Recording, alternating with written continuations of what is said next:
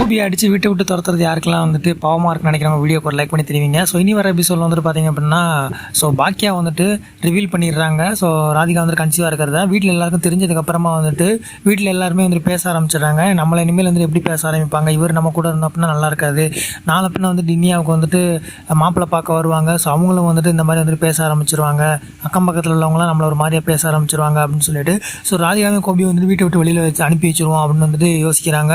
So உடனே வந்துட்டு பார்த்தீங்கன்னா எழில் வந்துட்டு வீட்டை விட்டு வெளியில் போக சொல்கிறாரு. ஸோ அந்த இடத்துல வந்துட்டு நம்ம கோபி வந்துட்டு நீ யாரை வெளியில் போக சொல்கிறதுன்னு சொன்னதும் ஸோ இவங்க செம்ம டென்ஷன் ஆயிடுறாங்க. ஸோ பாக்கியா வந்துட்டு நான் சொன்னால் நீங்கள் போய் தான் ஆகணும்னு சொல்லவும் இவங்க வந்துட்டு பார்த்தீங்க அப்படின்னா கோபி நீ சொன்னால் போக முடியாதுன்னு சொல்லவும் நம்ம செலின்னு வந்துட்டு பார்த்தீங்க அப்படின்னா செம்ம கோவத்தில் வந்துட்டு வார்த்தையை விட்டுறாரு. ஸோ அந்த இடத்துல நம்ம ஈசரி பாட்டி வந்துட்டு கண்டிப்பாக இப்போ நான் சொன்னால் நீ போய் தானே ஆகணும், இவங்க அடித்து துரத்துறதுக்குள்ளே நீயாவே வந்துட்டு போயிடுவோம், மரியாதையை காப்பாற்றிக்கோ அப்படின்னு சொன்னதும் ஸோ அவங்களும் வந்துட்டு அந்த இடத்த விட்டு வெளில போயிடறாங்க. ஸோ கோபி ராதிகா வந்துட்டு வெளில போயிட்டாங்க அப்படின்னா கண்டிப்பாக வந்துட்டு இனிமேல் பாக்கியா குடும்பத்தை ஏதாவது ஒரு வகையில் பழி வாங்கணும்னு நினைப்பாங்க அப்படின்னு நினைக்கிறவங்க கமெண்ட் பண்ணுங்கள். உங்களோட கருத்துக்கள் எதுவாக இருந்தாலும் நெக்ஸ்ட் ஒரு அப்டேட் தெரிஞ்சுக்க சப்ஸ்கிரைப் பண்ணிக்கோங்க.